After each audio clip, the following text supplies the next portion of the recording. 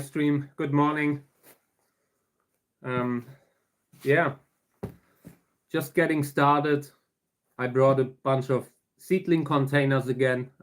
Doing a very general cactus live stream right now, discussing the seedlings and the care. The seedlings are mostly color hybrids, like flower hybrids, involving Sörensia candicans, multi-hybrids with Echinopsis toralapana, Wurlitz hybrids, Bamboy, that kind of stuff. And we have sown out a lot of them. Also sown out a lot of Lobivia. And I want to go through them in the next kind of hour, maybe 1.5, something like that. I also finally brought pumice, washed pumice, because I wanted to transplant the seedlings that had trouble with fungus gnat. So at least we will open them up and judge about the whole, like the quality of the infection, and whether or not we need to get involved. That remains to be seen. But I brought 2 containers with pumice so we can transplant them. Yeah, apart from that, I want to discuss the situation around Ben Cam. I've just seen a post yesterday, but I want to discuss that later when more people are on board. But for now, I will do a lot of opening up containers, just checking them. Welcome to the live stream, by the way. Good morning, everyone. Still getting started. Still having problems with my eye. Like, think I got a lash into the eye, but it's okay. So yeah, want to talk a little bit about Ben and their nursery that is currently apparently having issues. It's a difficult business right now, difficult industry to be in. Everything got more expensive over the last 10 years, and a lot of these nurseries, these special interest nurseries, the people are doing it because they love the hobby, not because they want to get rich. So these are usually people that are operating at the limit of being profitable. Hey, good morning. I'm not sure right now, but great to have you back. Thank you guys for joining the stream. Today, I want to do a few different things. And yeah, just getting started. Great to be back. Thank you for joining. I always appreciate that. Just doing a general kind of cactus live stream today. I have a few containers where I want to transplant them. Finally brought the pumice. This is washed pumice, kind of small particles. And that's a good product, good for cacti, good for cactus seedlings. But I personally try to avoid working so much with it. Oh yeah, I remember that. I mean, yeah, it was about religion. Like, the question was whether I'm like religious or something like that, if I'm a believer. I think I remember that, yes. Yeah, I'm not really that much of a religious guy, just more trying to do the right thing in life, trying to, there are people that kind of need a religion to remind them that it's important to be nice, it's important to be kind. But I feel like I'm pretty comfortable to, like, with the way I see it, just trying to do good, like, every day. I mean, my influence is a little bit limited right now, but I try to use my reach to talk about positive values and that kind of stuff, Yeah, the cacti are developing nicely. Thank you. I want to show some of them in today's stream. I brought like 30 of them, containers that we have sown out. And yeah, we will check on them, every one of them, trying to see if they need something. right now I'm in the middle of the winter, of the sowing out over winter that is happening, you know, that you're always doing.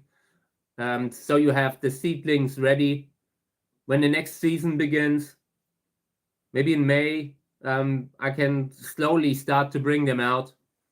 But yeah, we will talk a little bit about every container that we're opening up today, and then we will transplant. I brought the pumice, and it's already started. That little pumice rises out of the pot, like just falls down through the cracks at the bottom. And that is one of the reasons why I do not like to work too much with mineral medium. It's just it just surrounds you as a breeder. The minerals are everywhere, and everywhere you drop some of them, then you walk around on it, then you crush them, and the dust is around you all the time. So I just try to kind of reduce the minerals in whatever I do. But in this case, it is good to have them because we will transplant them, like the seedlings that have been affected from fungus gnat. That is some kind of fly. And once you have them, it's hard to get rid of them. And in this case, I want to transplant them in a mineral medium because fungus gnats have a hard time with that, you know. Like we induce germination in these kind of bags.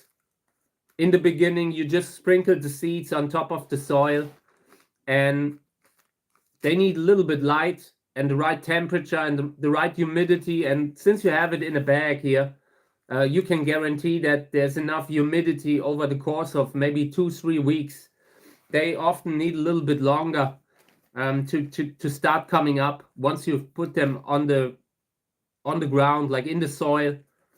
And once you have, like, when they have come up in the container, you usually have it closed, so it doesn't need a lot of water that you have to fill in, because it's sealed and the water can't really come out in substantial amounts.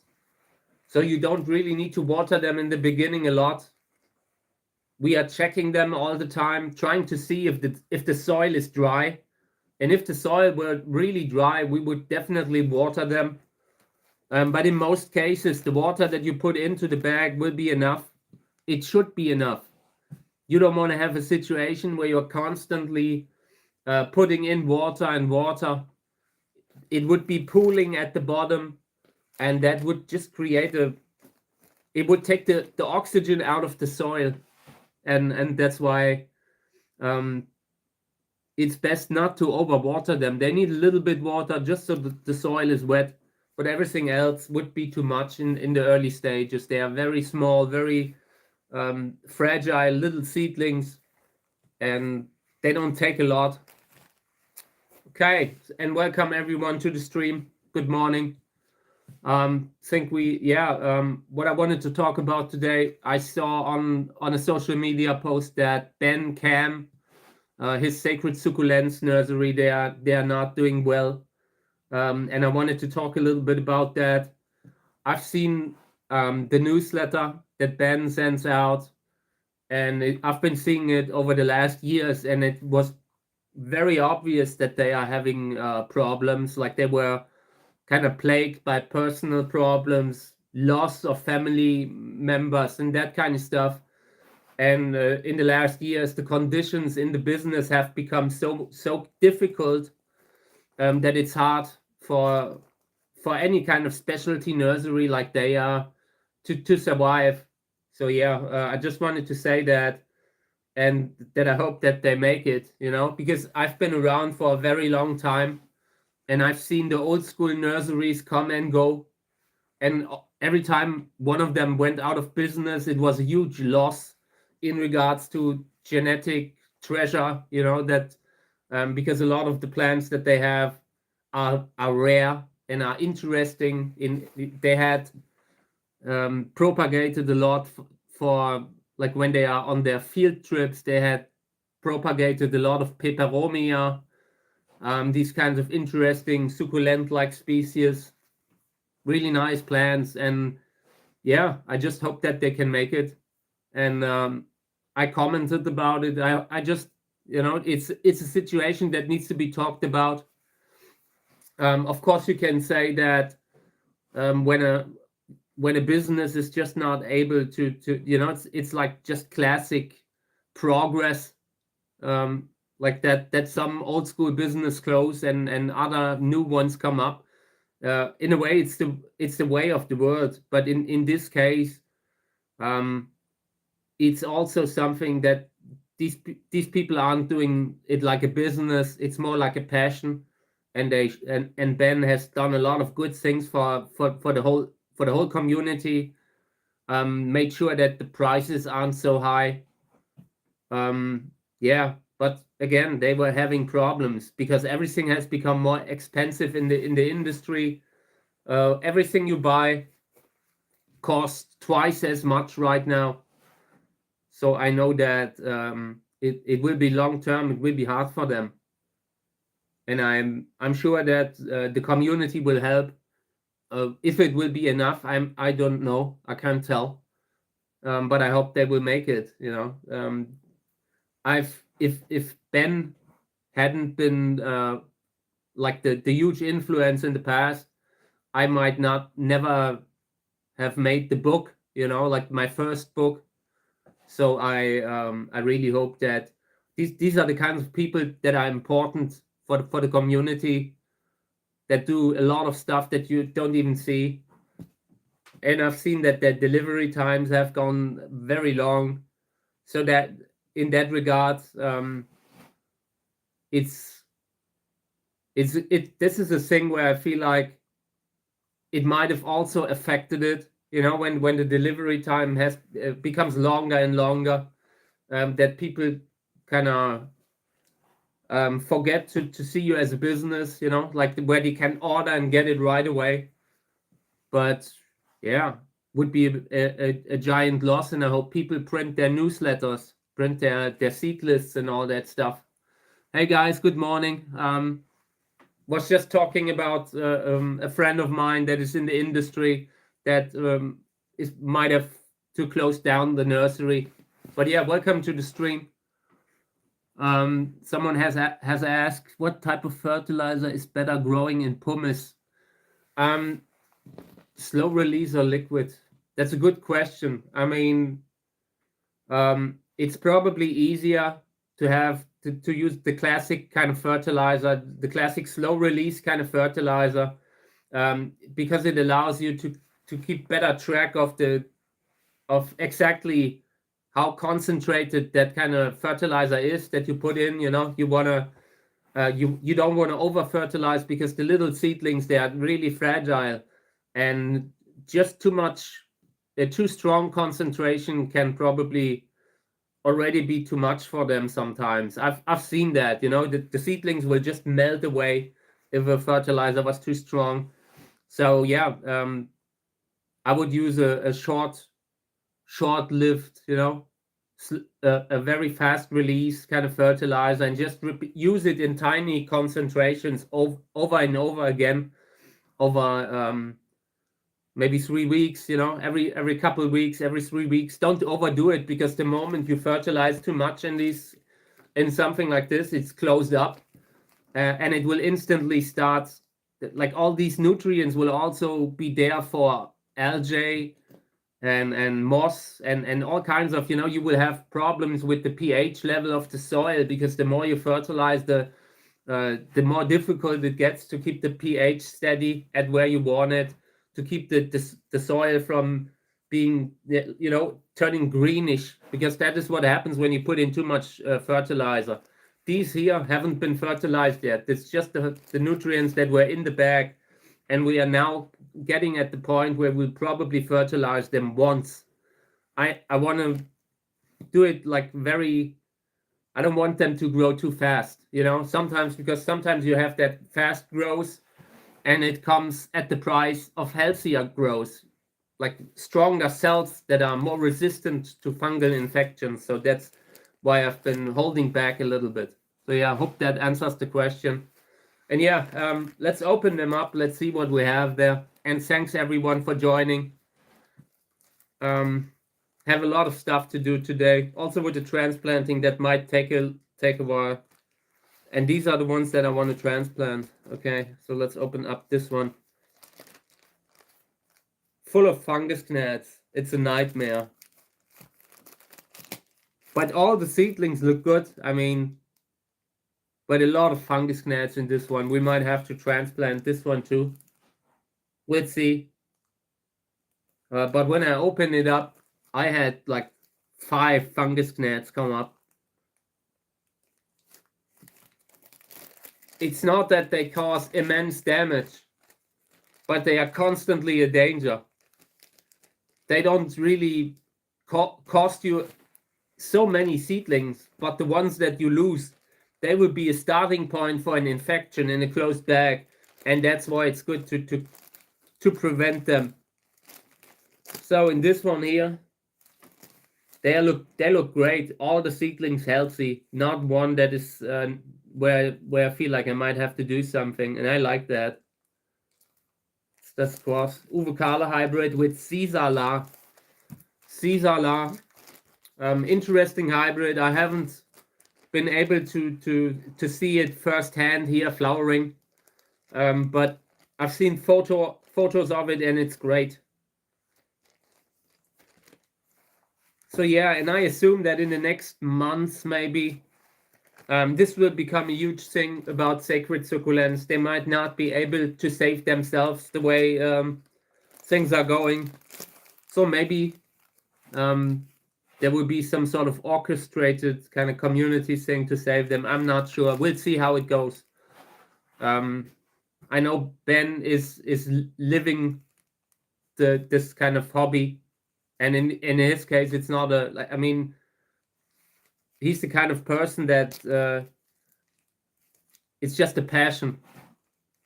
But yeah, I just hope they make it. And I wanted to talk about this today. I'm not sure if I will bring it up again, but the people who like watch my stream afterwards, it's just important that I talked about it, because there might be posts about it. There might be people like, I'm not sure what they are doing to counteract that. Okay, so let's see what we have here. These are all right, everything great in this one. Uwe Kahle cross, but not really, nothing to do. So now I have 3 where I feel like we might have to transplant them because the fungus gnat situation is out of control in them. In most others, it's not like that. There were 1 or 2 hot spots with the fungus gnats when I took the soil out of the bag. And now we are paying the price for not pasteurizing. Okay, they're looking great here. Very healthy seedlings. There's moss on the side here, but it doesn't seem to be the kind of moss that just overgrows all the seedlings aggressively. So this is just moss that is present, but isn't really a problem. So I want to put this aside. I also moved the kiwi seeds into the freezer. I moved them into the fridge to be precise, but I consider putting it into the freezer. I'm not sure how cold the winter treatment that you give these kiwi seeds, how cold it exactly has to be, but I will probably put them in real frost. Maybe that helps the germination rate later on. That's what I read, that kiwi needs a cold treatment. Okay, so yeah, now we have here a bunch of super healthy seedlings and a bunch of ones that are more delayed. That happens from time to time, but it can mean that some of them are mutated and the others are not. We'll see how that goes. Hey mate, it's always different. Every bag that I'm opening up, for example, this one here, it just has my cross number from 2024. Most of them involve something like pink stripes, or they involve hybrids with Gräsers Erfolgsselbstbestäubung. These are all color hybrids. Some have ruffled flowers, Some have ragged flowers, some have just big flowers. And I'm currently trying to cross these nice flowers with something more columnar. And the species doesn't really matter to me which one I use. I use different ones. And I pollinate them with colored flowers, like with the pollen from fathers with nice, big, colorful flowers. And I try to get something like that in the next generation. A lot of the seeds here are hybrids by Uwe Kahle. So from 2024, 2023, crosses with hybrids like Bamboy. Bamboy has a big flower, colorful flower. There are many different kind of crosses that I have here. Some of them are Lobivia, a few columnar ones too, but most of them go into different directions. I just try to get the best possible flowers. I don't have a lot of space, so every year I have to kind of be very strict at picking the ones that I want to keep. And since there are so many that come from seeds, like what we are growing here, it's always difficult. There's a strong kind of competition for the spots that I have for the grow space. I only use very small greenhouses, so yeah, every time it's a different cross, but usually something ruffled, something ragged, or something that has the color of pink stripes. These are the big kind of directions that I'm moving in, and I try to combine that with the columnar plants that you know, like from my videos too.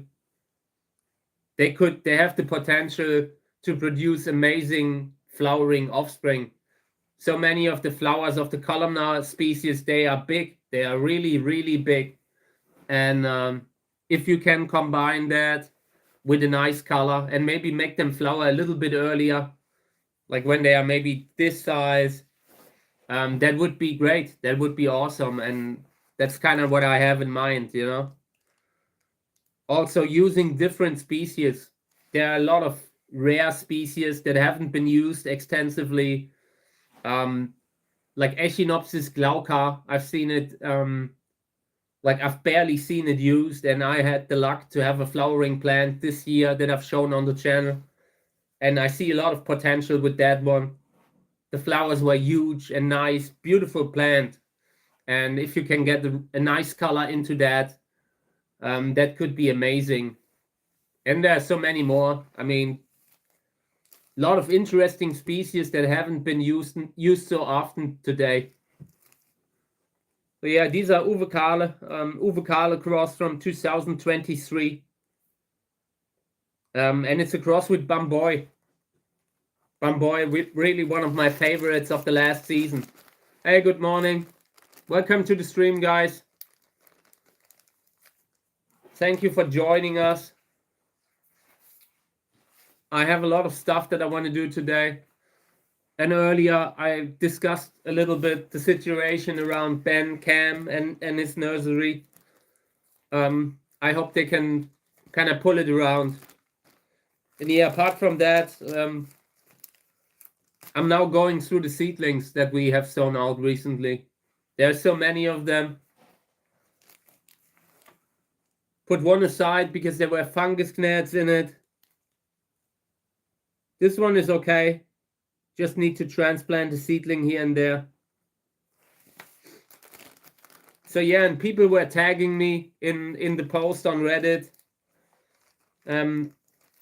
like about Ben and his nursery. So someone kind of brought me in, and then I commented on it, and wrote a few things, and yeah, I see the same pattern among many old school breeders. A lot of the old school breeders are retiring or going out of business.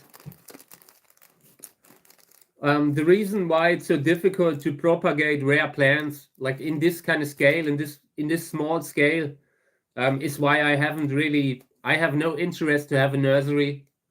A lot of people ask me about it. I get this message every week if I sell plants, and I do not. and it's exactly because of a situation that you now see with Ben.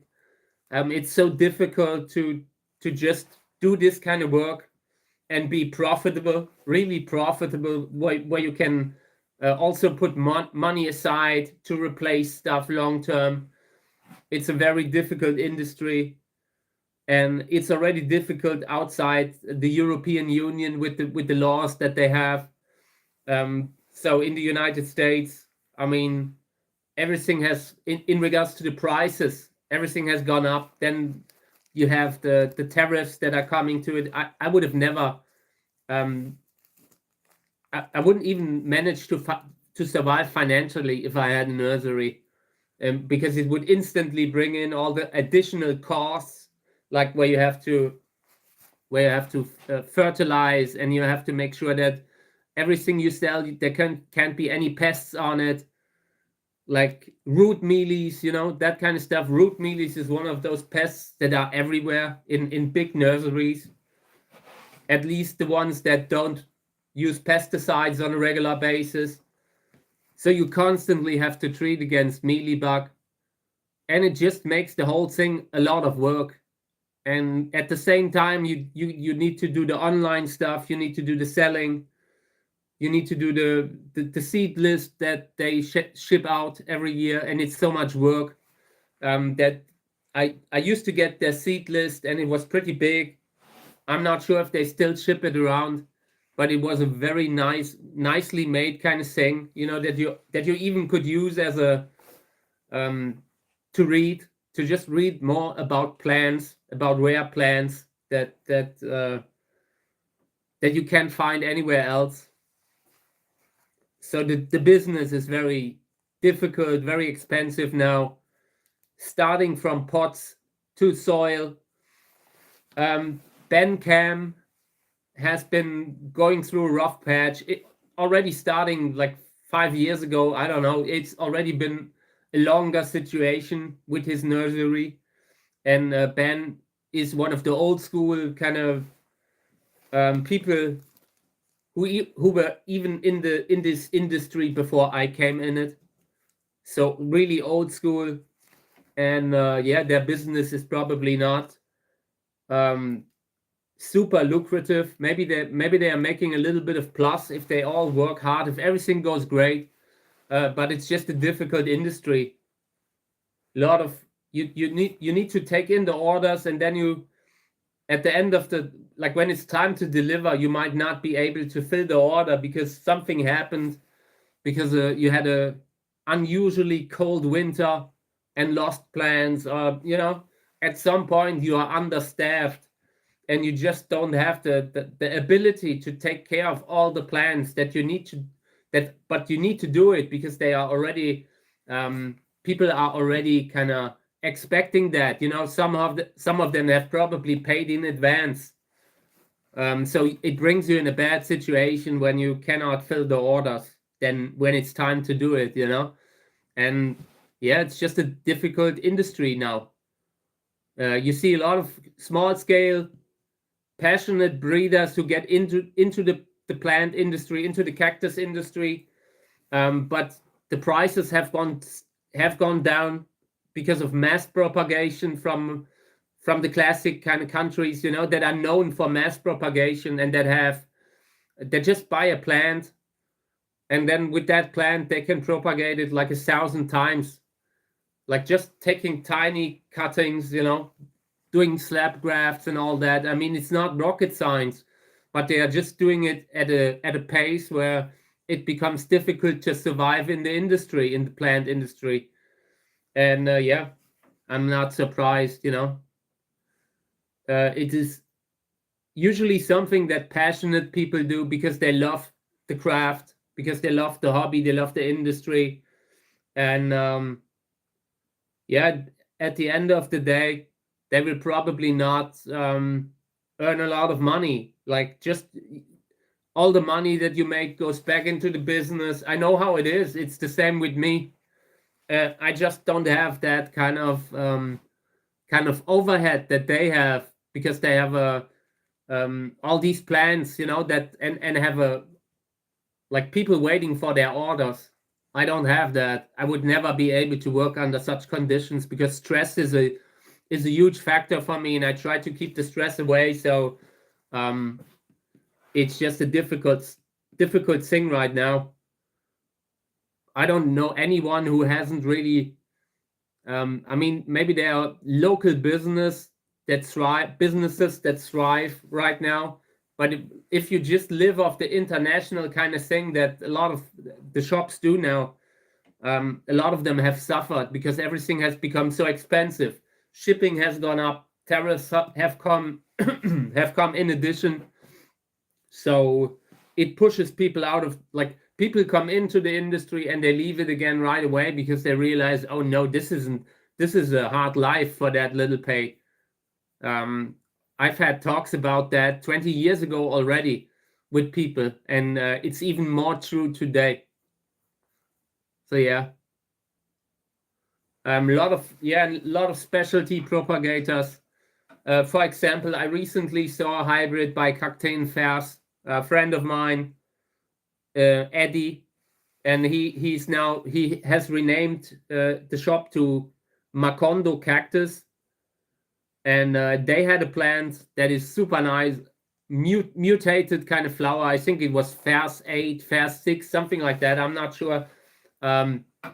Medusa was the name of the hybrid of the cultivar, and that thing, when it was sold on an auction on Facebook, and the plant sold for maybe 600, 700, 800 euro. I don't know. It was a lot of money. And within short time, one of the propagators in Asia bought it and has propagated it and now offers it for a fraction of the price. And that shows how short-lived that whole thing is now. Like, you have maybe 2-3 years where you can make money with a cultivar that you produced yourself. You know, you have all that cost involved just trying to breed something nice, and you just need space to create something good. Creation takes space, and then they have that plant and it goes away. Sometimes they maybe get a little bit more when they put it in an auction, but it already starts decreasing the moment one of those plants goes to the propagators. And I mean, on one hand, it's good. You know, I don't want to have, like, I'm very unhappy about the situation around Amun-Re, the prices of Amun-Re, and I would change it. That is something that I have decided. The price gouging that they're doing with that cultivar isn't really what I like. That is an amazing kind of hybrid. Everyone who's seen it in my videos would probably agree, like the big kind of amazing reddish flower and a great impressive plant. And I remember, like, most of the plants that are on the market right now, they were donated for free. That because that was the condition, you know, like Amun-Re has to be propagated for free. And then today, and a lot of the plants that are sold for crazy prices today, they come from these original plants that were only donated on the condition to if you propagate something from this again, it needs to be for free too. These are the conditions that I set. These are the conditions that I reliably set. And with Amun-Re, it nobody followed it. Today, the prices are very high, and that one needs to get cheaper again. Affordable is what I mean, because this is kind of gatekeeping kind of thing, you know. Only people with money can grow it, and that isn't how the whole community thing was originally. And so yeah, that plant needs to be propagated. But apart from that, you also need to be able to live from the hobby. You need to be able to live from the income that you make, you know. Yeah, I mean, if it's only 80, that's pretty okay. You know what I've seen, it was 500 in an auction, and I didn't like that. I really didn't like that. I used to, you know, that was when I stopped propagating anything. When I saw that, how they kind of took that thing which was propagated for free. I mean, I'm sure there were 1 or 2 people who bought something on eBay from probably Eberhard Kahler, who was and might still be a good source for this thing. But apart from that, it's become too expensive. And you know, I'm not really. I have nothing against people trying to afford the hobby, paying stuff to afford the hobby, but these plants are only around because people have given them away for free. In this case, in particularly Amun-Re, and they need to kind of repay the debt, you know, like that scene in True Detective. We have a debt. You guys have a debt. You got this thing for free, and now you please give it away for free again.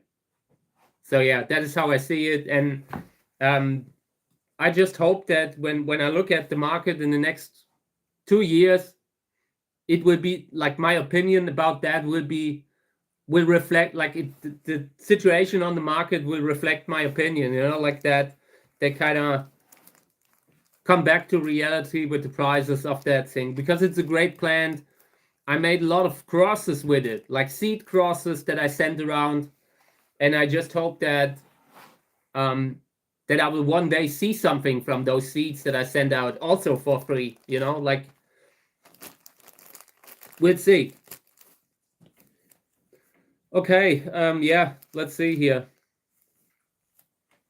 Uvocala seedlings, great healthy color. The soil is a little bit humid, but just barely.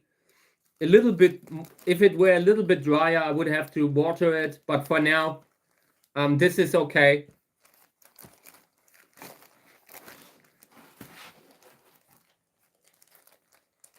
Let me see. These are doing great also, Uvocala. This time it's Gräsers Erfolg Selbstbestäubung and Cantora. What an amazing hybrid. Also one of the hybrids where I've sent seeds around, and people will probably have a great time growing that. I just saw I need to put a piece of wood on the oven before the fire goes out. Give me a second. I don't want to have the fire go out. I'm just putting, like, you know, classic wood burning kind of stuff. Okay, let me put this thing in here.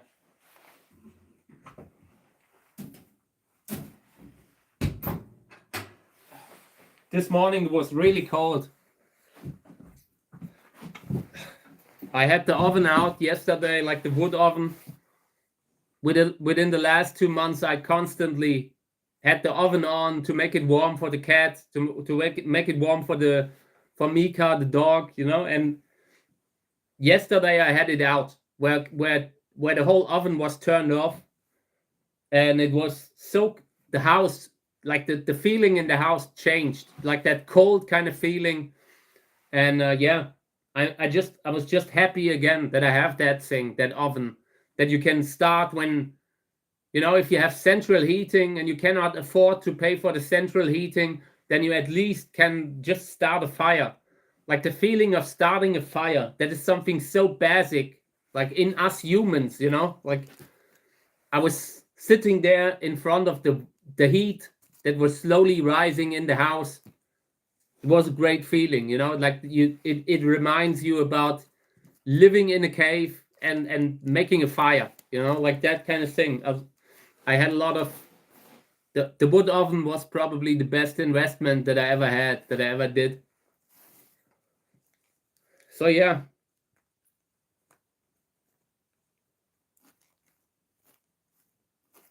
These are looking great.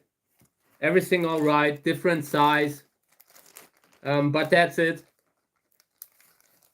Very much okay. I think I would start with transplanting them. But first I want to put something below because it keeps losing the pumice, and I hate that. I don't want to have pumice everywhere.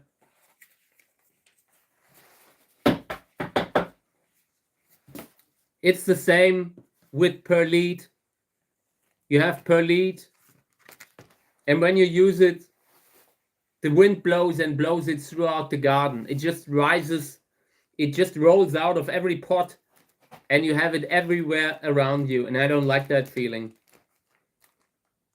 Okay, so let me see here. This is one of the containers that I've put aside for maybe singling the seedlings out, putting them into pumice, because there were so many fungus gnats. But now I don't see any.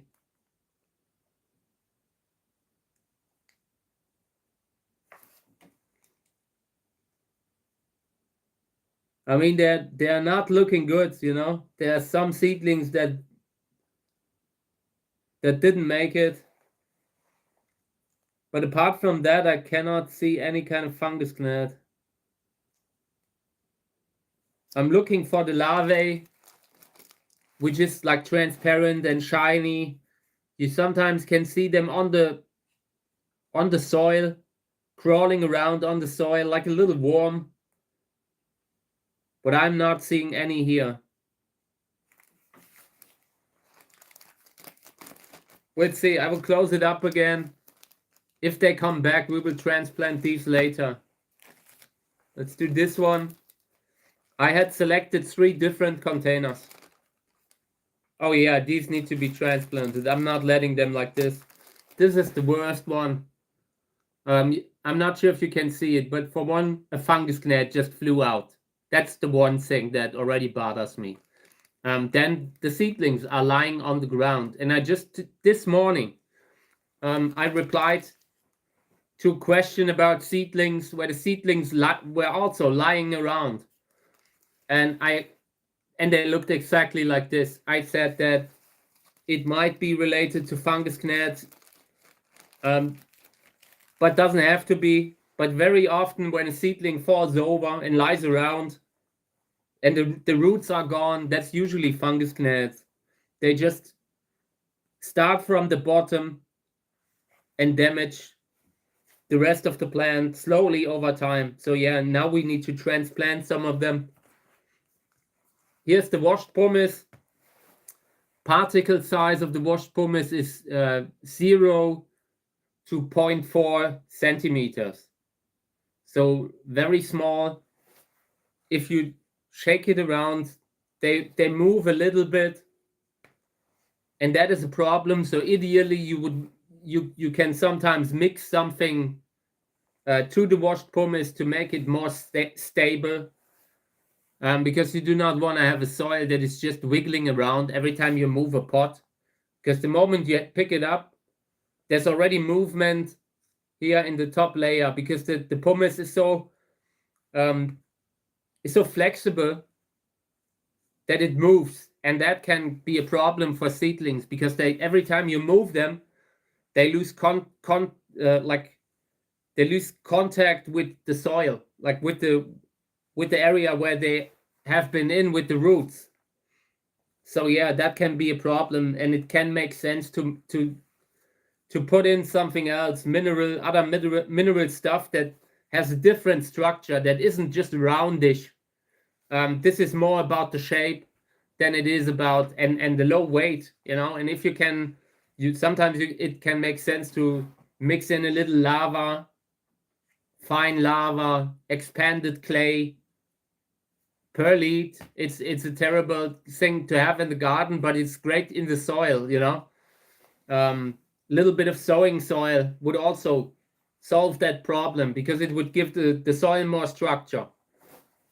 Okay, so now I want to just pick up the seedlings, and I'm loosening the soil a little bit here, so I can transplant the seedlings. And I want to transplant them without a lot of seed, without a lot of soil, because I don't want to risk bringing in the fungus gnats again.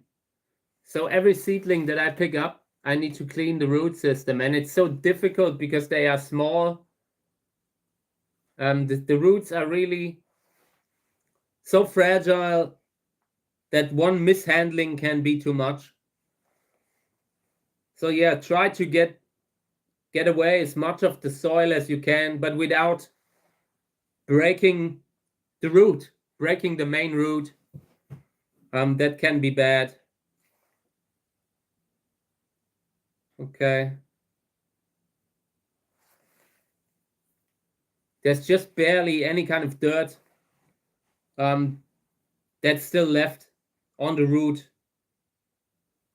As little as possible, because these kind of these little larvae of the fungus gnat, they can definitely stick to the little dirt that you have on the root system, and you really want to avoid that.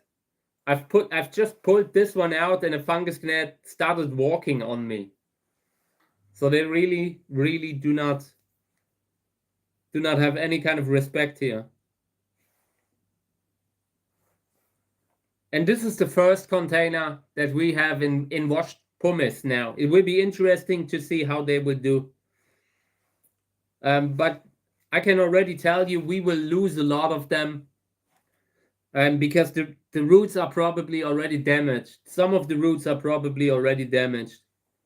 That is something where we just have to wait until we see the full damage that the fungus gnats have done to the seedlings. At this point, it might not be fully visible yet. So, and right now, I just take the seedlings out and place them on top of the soil in the washed pumice. I just want to have them all on top of the soil, and then we will start positioning them, transplanting them. But yeah, this looks very bad here. I'm already certain that a lot of them will not make that, will not make it through the transplanting, just because they are already damaged. This was a good example what fungus gnats can do. In some of the other containers, the seedlings were totally all right, but in this one, they really went crazy on them.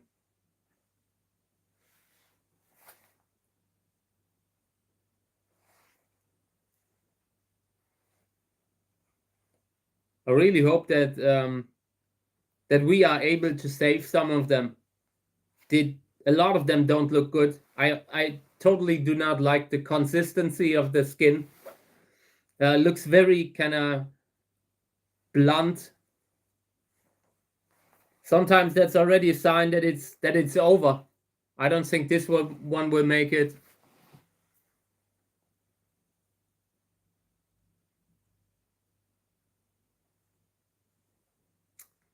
Okay, this one.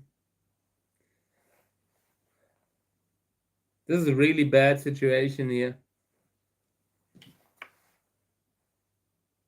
There's so many seedlings where you can't see the root system anymore. Like they are supposed to have a tiny, tiny root, and if it's gone, it can already be the end. So we'll see how many of them will make it. If I compare the root stock of these little seedlings, they are already, there's nothing there very often, and that shouldn't be. They might be able to root again a little bit, but I don't think a lot of them will make it. So this is the first kind of situation where we got to try to save as many seedlings as we can. That's just the goal, nothing else. They're like when I'm taking this thing up here, there are instantly fungus gnats flying away from the soil. So yeah, that's it. This will go into the trash completely, the whole soil. I don't want to have them around here anymore. This thing will go away. And now I will try to transplant the seedlings into the washed pumice one by one with a pencil, with a pencil tip, carefully trying to stick them into the ground, give them a little stability. That is important. You know, it's not that you just want, you don't just want to stick them into the ground. You want to anchor them down. That's just important. It's not, it's very often people transplant the seedling, but they don't really, they don't really mean it. They put it into the soil like it's some sort of a decoration, but it needs to have contact with the soil. Needs to be able to continue to grow and root and get nutrients and all that. But I can already tell you that this container here will become a problem in the next weeks.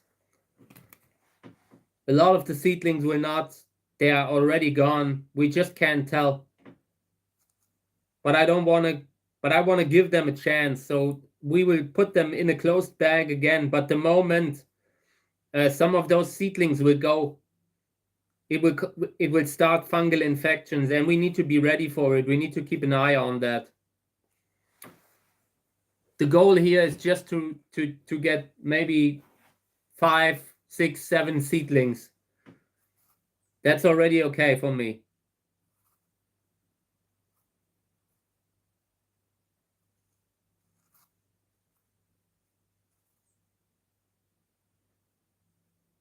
Okay.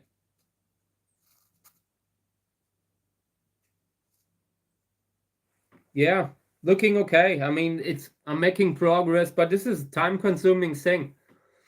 If you once dropped a tray with seedlings and had to transplant them manually, you will instantly know how much time it takes, how much of a job this is.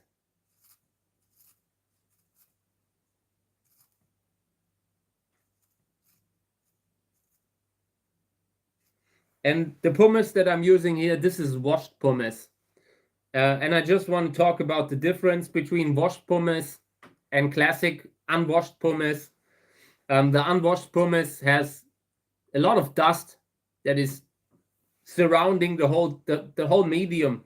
You usually get it, and the moment it dries, all that dust leads to compacting, like like a brick. It's a little bit like the bricking process that you have with peat. It can just turn it will compact into a solid mass.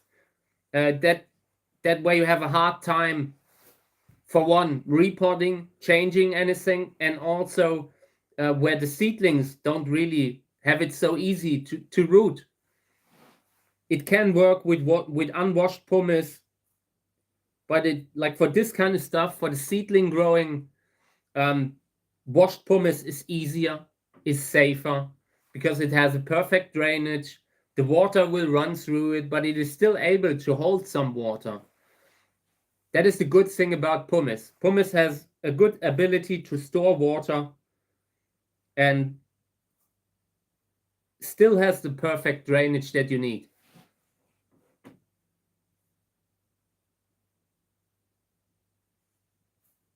Okay. Yeah, I mean, this is a mess. This is time-consuming mess. I don't like this.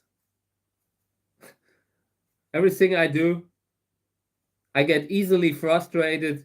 When something's too much work, I'm kind of losing it. So yeah, I just hope that we don't have to transplant so many seedlings in the next weeks. And when you do it, when you transplant seedlings, I can only repeat it, do it like you mean it. They need to be really solid in the ground so they can continue to take in nutrients. And if they just barely touch the soil, that is not possible. Or it would take a while, and these little tiny seedlings don't have a while. They only have a very short while.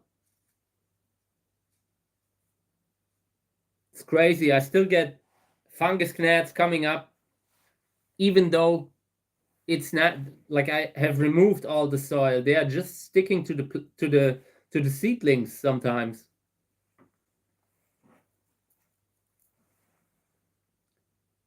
If that doesn't work, we will try to treat it. We will make them a really bad day.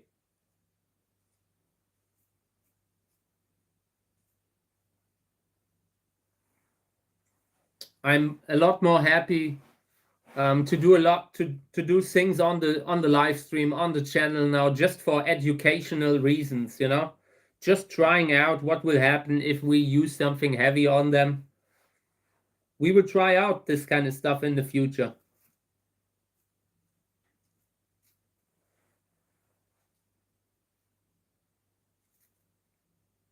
Okay.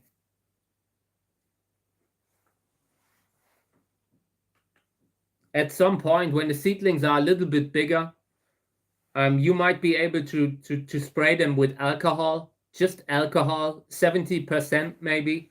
But it's also very often the seedlings don't take it, you know, like the smaller they are, the more problems you have.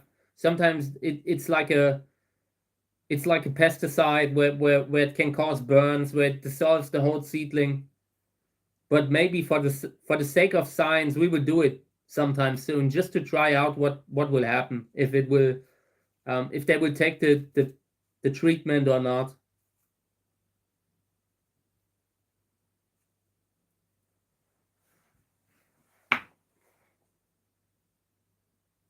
Okay, I think I'm almost done.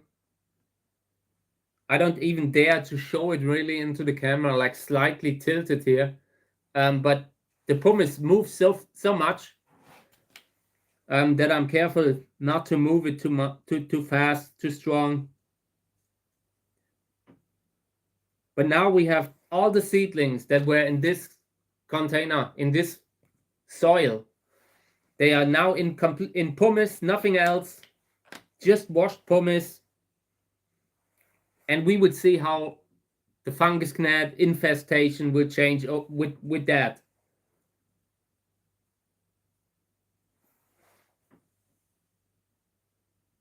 I'm sure this will be, like, the fungus gnats will be unhappy about it. I can already tell you that.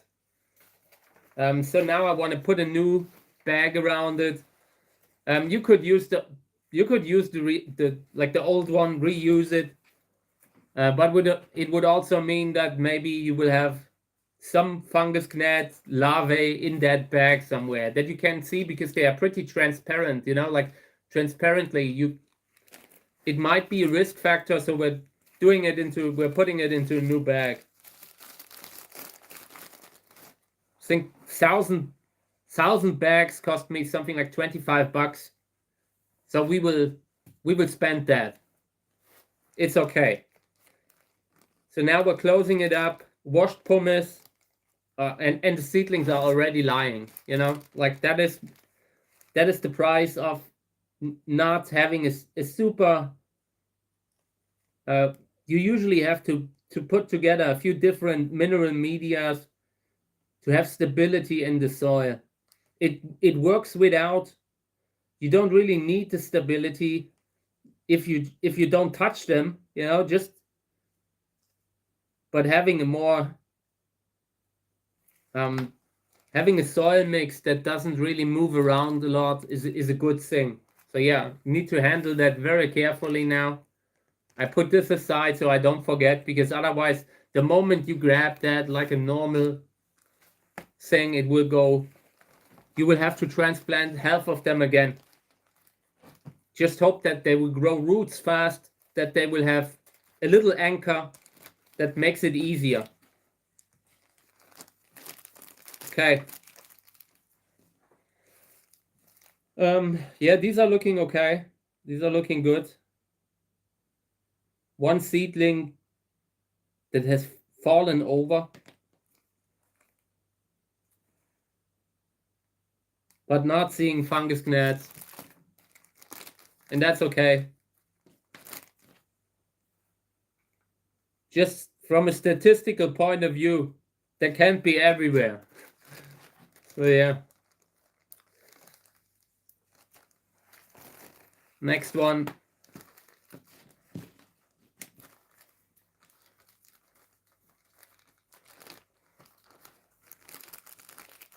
I just opened one and it smells like the smell that you get from cutting grass, from mowing the lawn. That's how one of them smelled like.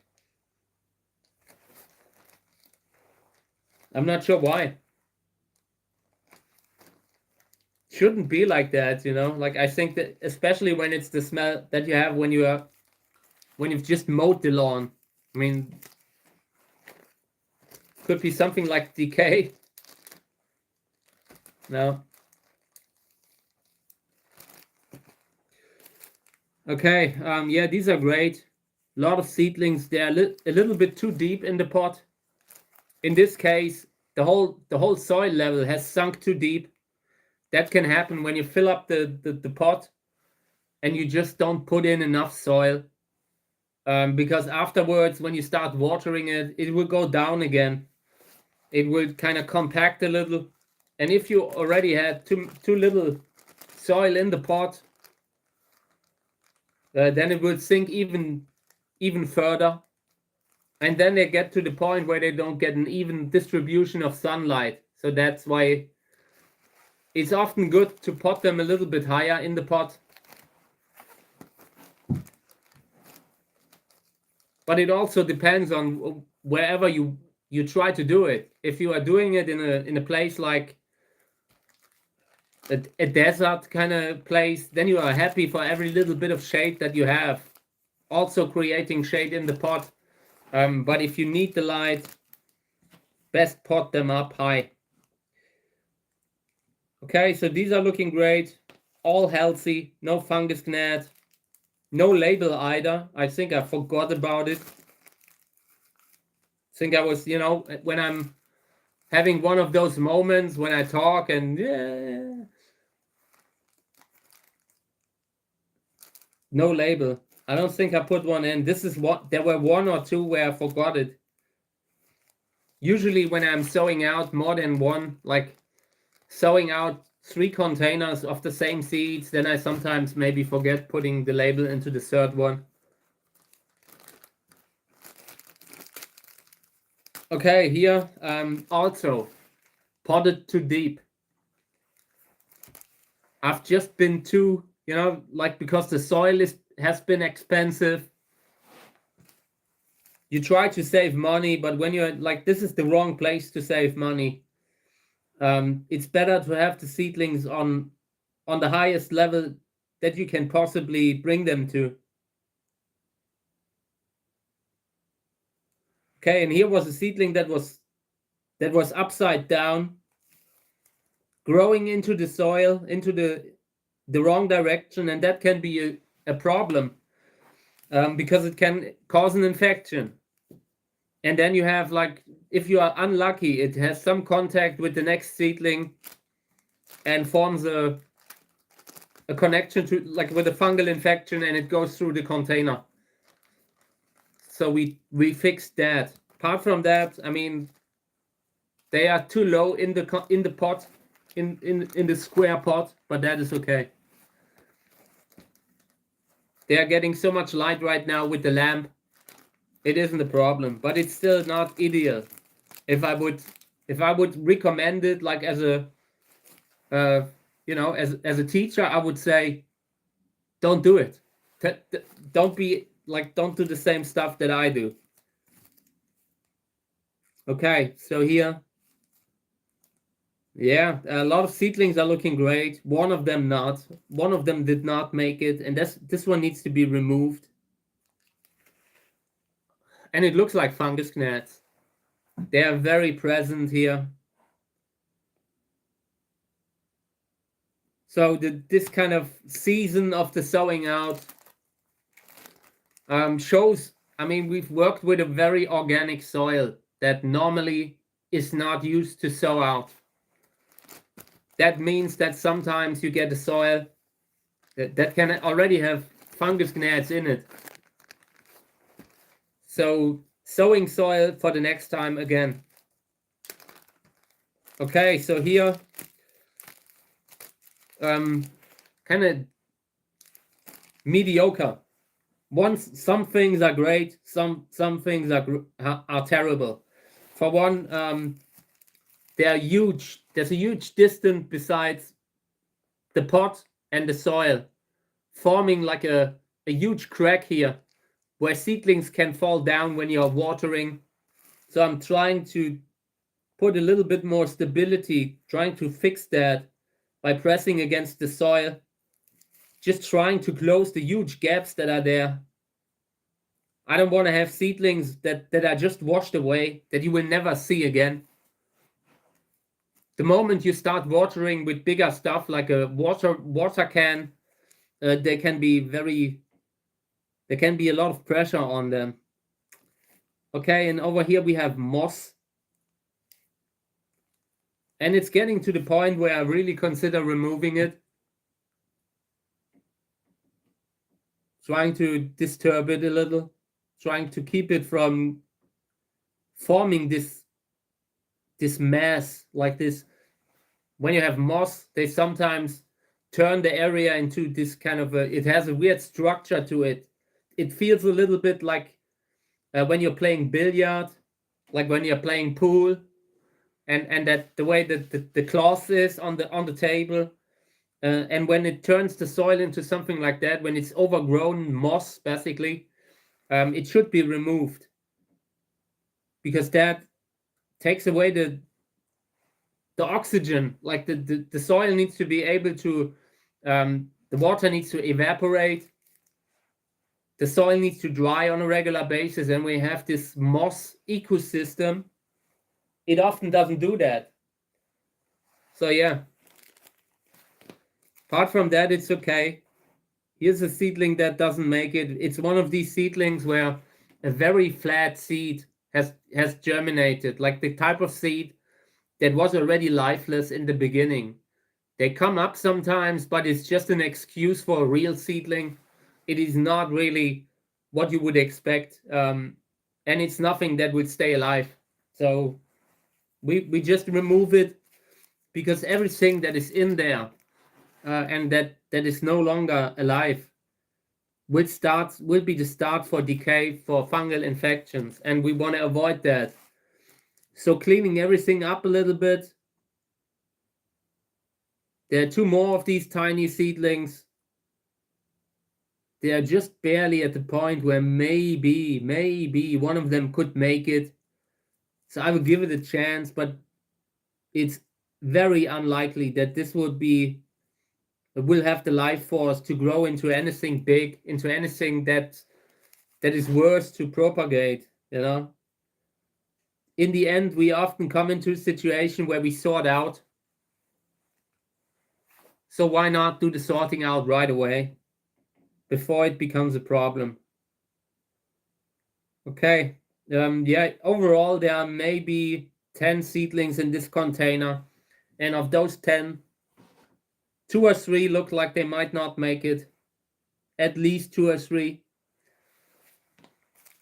If I eventually have 2 or 3 that can get big and flower, then I'm happy about that with this container here. Okay, next one. Uvicala hybrids, no fungus gnats, everything looking good. Some seedlings bigger than others, some reddish, variegated maybe. We will see about that. But apart from that, everything all right, everything nice. I like that here. Okay. Some more.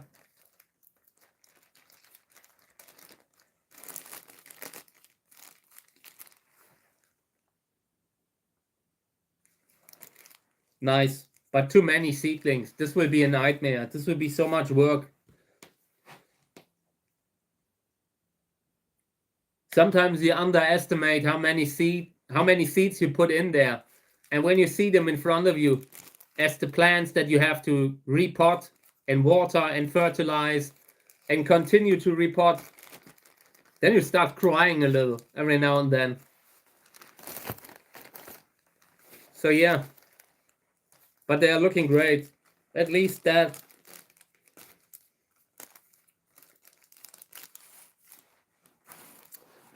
In this one, a lot of variegation, probably. Variegation, maybe even more. The seedlings are already looking weird.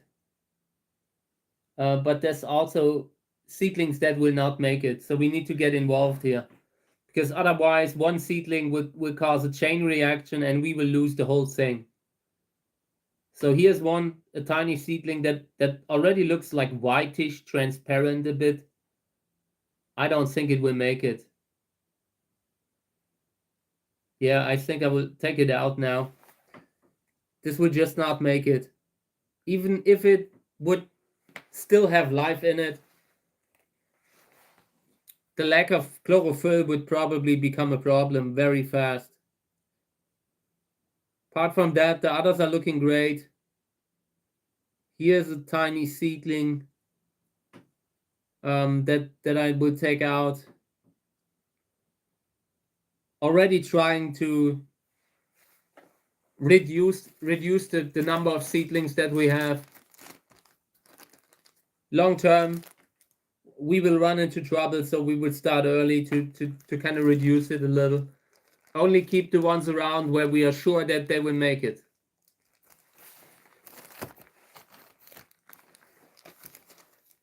And everything has a limit. I mean, sometimes you just have to give them a chance to. Okay, so in this one here, this is really poor life force. If you look into it, disappointing, very disappointing. A few seedlings here and there, maybe 3, and they have just come up, so maybe the temperature wasn't met. But it rather looks like the genetic health of this cross just isn't there. EOS, Hildewinterer hybrid, EOS, Aurora is another name of the same hybrid. Yeah, and it's just genetically a little bit sensitive, kind of, I don't know. Genetically troubled. Okay. Yeah, here, Uvocale seedlings, and it's from a Flying Dragon cross. And a fungus gnat walks out like it's completely normal for it. Apart from that, the soil looks okay. Can't really see any kind of larvae that they have like walking around in there. The soil was a little bit too dry for that, so maybe that's the reason why they couldn't take a hold in this container. So I won't change it. I will just leave it the way it is. If everything goes good, we don't need to do something. We just leave them alone. I only get involved when things are really, really calling for it. Okay, so here, this is something where I had to transplant, and I transplanted poorly. There's one in the corner that's just lying there. Need to fix that again. Apart from that, everything okay. Not seeing a lot of problems here. No fungus gnat. So yeah, always happy to take questions if you want to know something. The way I'm doing this, it's like a little bit like a podcast. At least that's my idea that I recently had, like to do it like that. I just enjoy that feeling to take the subject of the cacti and just talk about it a little bit. These are looking great. Have a piece of wood that is sticking out of the seedlings there. Pretty big. But right now it's not causing a fungal infection, like the classic stuff that you often hear, like with the organic soil. Right now, the organic soil is a problem regarding the fungus gnats, but in regards to fungal infection itself, not really.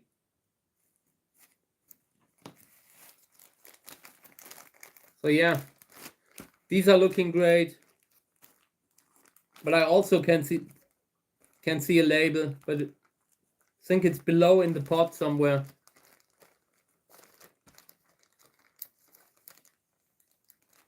And later I want to try transplanting these here. This is the second container that had a fungus gnat problem that was too much. That just where I felt like, okay, now we have to do something.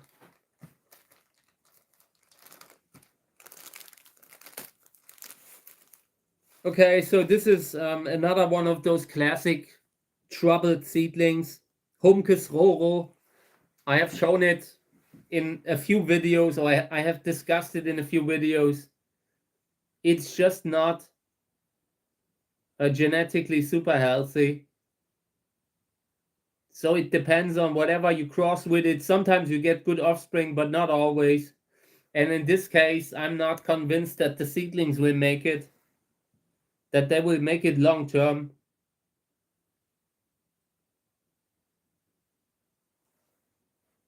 They're looking a little bit like, I don't know, like variegated seedlings that you should graft, but we are not grafting them. I'm not doing that. That's too much work for a Hilde-Winterer hybrid. I just need them to survive on their own roots. It's very difficult to graft a Hilde-Winterer hybrid.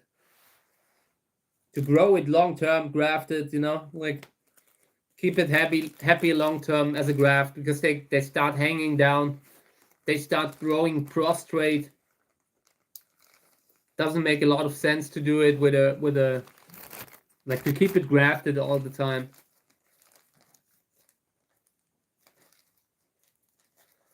So yeah, let me see.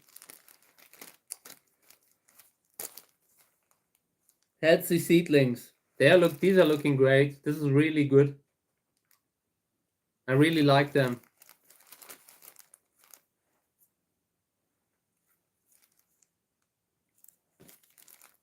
One of the seedlings has kind of fallen over a little bit.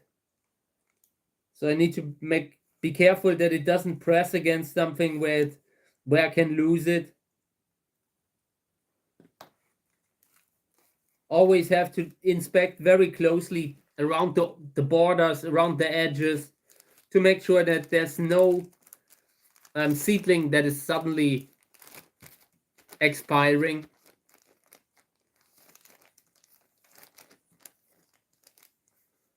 Because that can be a fungal infection. That can become a fungal infection. Okay, let me see here what we have here. Okay, Bamboy seedlings. Very happy to have Bamboy seedlings, honestly. But apart from that, opened it up, saw fungus gnat, and none of the seedlings show any damage so far. So maybe we're lucky.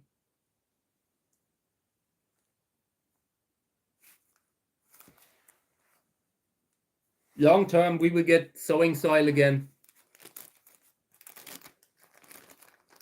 Can't always have them like this. Like this is a situation with the fungus gnats. You often don't have it when you are using fresh soil right off the closed bag. Like you open up the bag, you use it right away. Then it shouldn't be so like there shouldn't be a chance for the fungus gnat to get in. But very often you just can't always guarantee it. And in this case, it's bad when it happens. Okay, so in this one, I see a lot of very young seedlings, maybe 2 weeks old, and I see one that has kind of fallen over a little bit, leaning over, a very tall one, and I want to remove that. It looks like it had the classic fungus gnat root problem, damping off kind of thing. And it's not really, I mean, when they are saying damping off, they mean a fungal infection. And this is mostly caused by damage to the roots. And then, of course, you also have a fungal infection that just jumps on top of that, that sees that you have an open wound there and it's in a closed bag. The moment that little fungus gnat larvae chews around on the root, it opens the doors, you know, to all kinds of fungal infections that will just be a secondary, will just be a reaction to whatever happened with the fungus gnat damaging the roof, damaging the roots. Okay, yeah, we'll see how that goes. But long term, this container might have problems with fungus gnats. We will see that.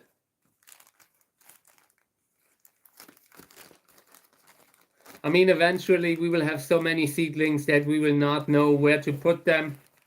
So it doesn't matter if we lose a few here and there, but of course we try to avoid it. So next one. Seedlings are looking great, but here's one that has expired, and it instantly started a fungal infection on the soil. It will probably not be visible because it's a tiny, I can't zoom in this mode. But there's a fungal infection that you can still remove with a pencil. Just removing it, you see that, how it starts, the germination, like the fungal germination, the mycelium starting to form. And when you see that, take it out right away before it becomes a problem that reaches the areas where you can't take it out anymore. Okay. Apart from that, they look all right. Can't even see a fungus gnat. Sometimes you can scare them up. Scare them when you just, but nothing flies up. So that's great. I think these are clean.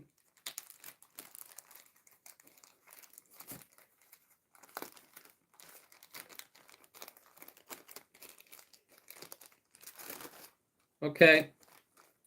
But yeah, the seedlings are going great. I mean, we've been doing it maybe 1.5 months now. I'm not sure. I'm bad at counting. I'm bad at mathematics. But we've been doing it for over a month now. And we already have so many seedlings. You see what's possible, what you can do when you just put a little energy into it, the right setting, just a few things. This is just low budget. You need the seeds. The seeds are not cheap. But apart from that, what we do here is low budget. A little bit of soil, square pots, little plastic bag, the heat source where you have maybe a central heating to induce the germination. And in my case, I use a plant lamp, but it's not even necessary. You might as well put them on the window. Hey, mate, insects like from nicotine. Yes, that's an option. I mean, nicotine is a pesticide that can be used.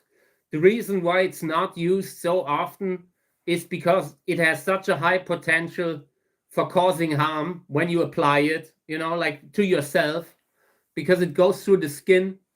You kind of breathe it in. You can breathe it in if you spray it. And if you don't spray it, it can already cause problems when you touch. And if you want to go that route, you might as well use one of the neonicotinoids that are a little bit safer to apply. I mean, it would work. It might really work. But then you might as well use something like the products that they are using, that go into that direction. So far, I haven't really. There shouldn't be so many situations where you really have to go heavy on the seedlings, but we will do it on the channel. We will just do it in the next weeks just to try what happens when you use a too strong disinfectant. Maybe we will experiment a little bit around with them. We'll see what we can do that the fungus gnats like and do not like, trying to get it under control without transplanting too much of them. But there are many different chemicals that you can use, and including nicotine. But again, nicotine, I've seen it being used on hobby forums, like on the cactus forums every now and then, and I'm sure it works. But yeah, they often they would warn you against it. They would advise against it, just from the risk that you have when you're working with this stuff all the time. But yeah, there are many risks when you are. There isn't a pesticide that is perfect, that doesn't have side effects or problems that come with it. Okay, let me see. These are from a cross of mine. And they look great. They look interesting. Some of them variegated or maybe half variegated. I really hope that's a thing. Really hope it would be like that. We'll see how it goes. But for now, these are great. Can close them up again. Try to close them up fast so no mealybug, so no fungus gnat can get in it. Okay. Yeah, here 4 seedlings. Low viability. This is what I'm saying. Every now and then you make a cross, and in the first year you have a superb viability, and the next year it's already very bad. This is just from 2025, and only had 4 seedlings from it. Really important to keep these things in mind when you are sowing out. The seeds where you feel like they might drop fast in viability, they should be sown first, of course. Okay, let me see what we have here. These are great. Great looking seedlings from Lobivia winteriana. A few different sizes, but no fungus gnats. These are looking great. I like them. And I want to keep a closer eye on them this year. I keep growing Lobivia winteriana, and then I put them out in the grinder in the greenhouse, and I will not do it this time. We will keep them indoors to grow them as long as possible when they are big enough and safe enough to move them out. Okay, so this is the last one, I think. Also winteriana, also looking great. I'm not sure what it is, but these are looking very healthy. Okay, let's transplant the other one into the pumice. I brought one more pumice container, washed pumice.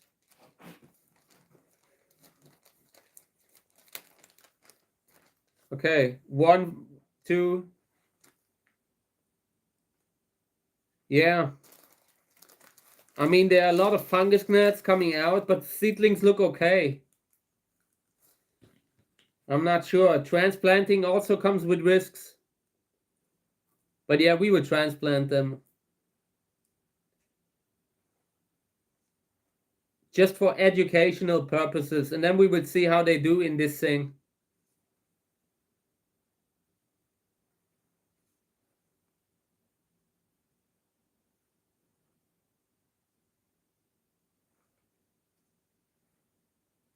But it's a totally different situation during the transplanting of these compared to the others that I transplanted. Here's one seedling that will not get into the container because I see that the root is already gone.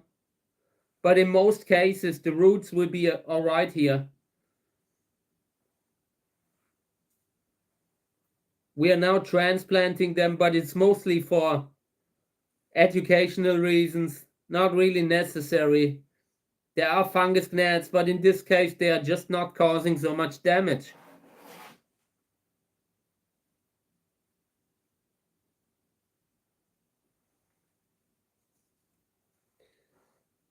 Okay. Just trying to move them on top of the soil in the other container, and then afterwards I would just start transplanting them, moving them where I want to have them. And the age, these are maybe 3 weeks old, 4 weeks maybe at the most. But good hybrids, and it will be interesting to see how they do in the washed pumice compared to the others. It will give us a little comparison.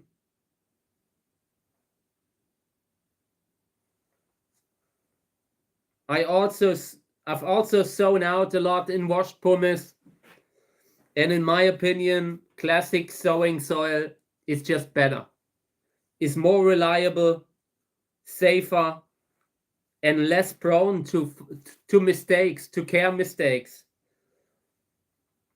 later on, when the seedlings are bigger and you take them out of the bag, then the washed pumice is the better medium.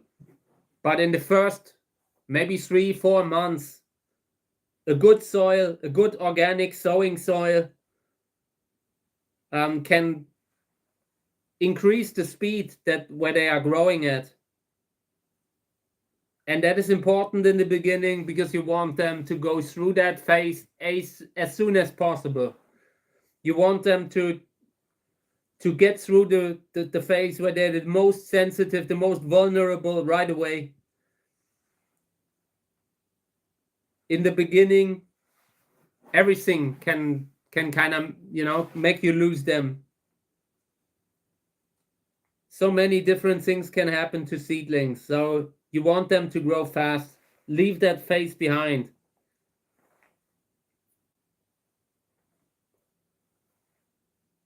Most of the seeds here, most of the seedlings are looking good.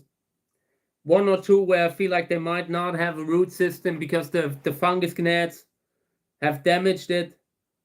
But we will give them a chance also. Maybe they start growing again. Probably not, but we want to... No man is left behind here, kind of. I mean, a few men are left behind, but not often. And only when it's really needed. Okay. I'm almost done. 3 more seedlings. And one of them doesn't have a root system. I'm not bringing this one in. This one will be left behind. It's already full here. And here's one seedling. Looks okay. And while I dug that one out, I found a few more. Okay. Yeah, there were seedlings that were already down, like in the lowest place of the container. These would not have made it if we hadn't transplanted now. Okay.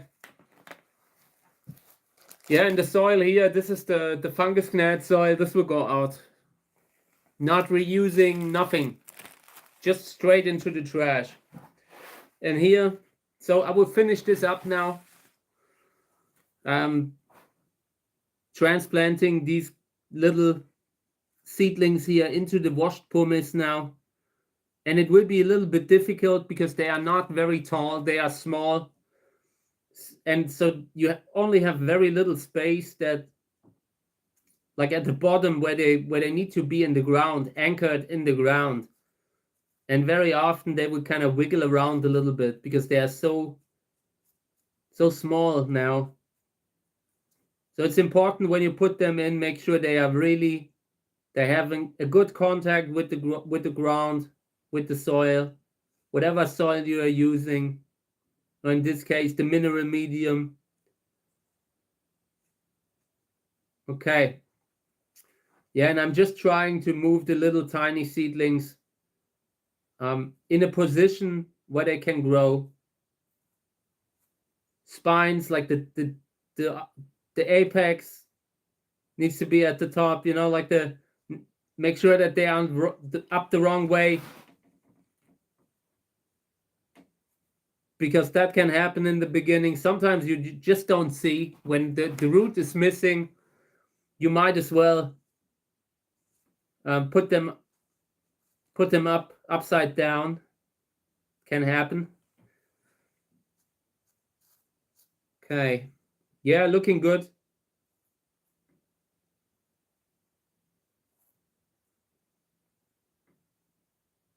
But it's a lot of work. And every time you move them, like in washed pumice, for example, the whole thing will move. So it will take you a while where you're constantly transplanting, and then something else has become worse again and needs to be remodeled. You're constantly busy with this. You're welcome. Thank you for being here. Thank you for joining us in the stream. It's a fun stream. Earlier today, I talked about sacred succulents and their situation a little bit.